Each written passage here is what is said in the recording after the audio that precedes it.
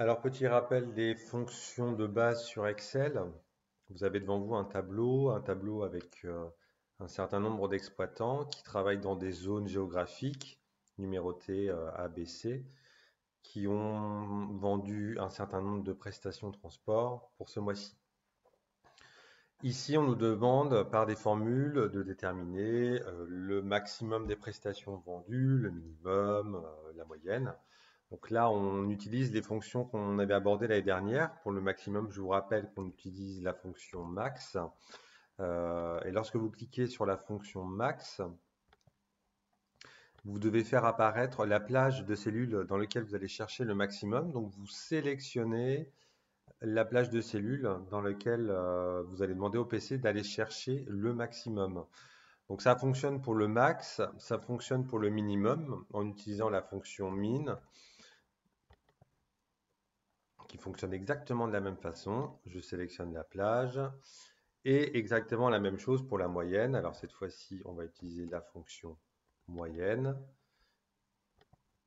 Pareil, vous sélectionnez la plage dans laquelle vous demandez au PC de calculer la moyenne. Donc ça, il le fait automatiquement et rapidement. Pour calculer le montant des prestations vendues, donc là, ce qu'on va faire, c'est qu'on souhaite additionner la globalité des prestations vendues par chacun des exploitants. Alors, on peut faire au plus simple en utilisant le clavier numérique avec en additionnant, en appuyant sur la touche plus pour chacun des prestations vendues par nos différents exploitants. Donc ça, c'est tout à fait possible.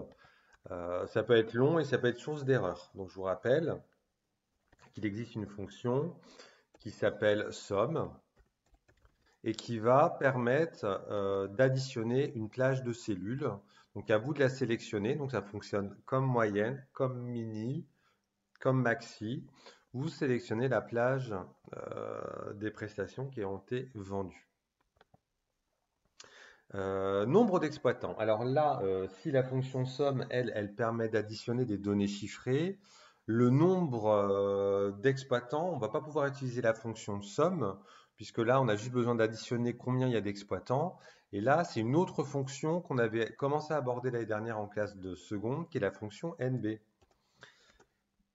La fonction NB va fonctionner exactement de la même façon que la fonction somme et la fonction mini-maxi. Même chose, on sélectionne pardon, la plage sur laquelle on va additionner. En fait, on va lui demander en tout cas d'additionner le nombre de personnes, d'individus, d'éléments. Donc là, j'ai sélectionné en fait mes prestations vendues correspondant donc en fait à mes exploitants et lui me trouve qu'il y a 8 cellules qui disposent de données, donc il y a 8 exploitants. Alors, l'inconvénient de la fonction NB, c'est qu'elle ne marche pas si vous sélectionnez des chiffres, enfin des lettres. Il faut obligatoirement sélectionner dans votre plage de cellules des données chiffrées.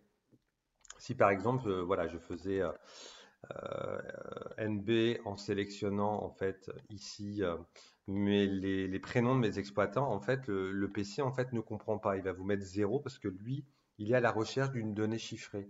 Donc il faudra prendre en fait les données chiffrées correspondant à chacun de mes exploitants dans une autre colonne.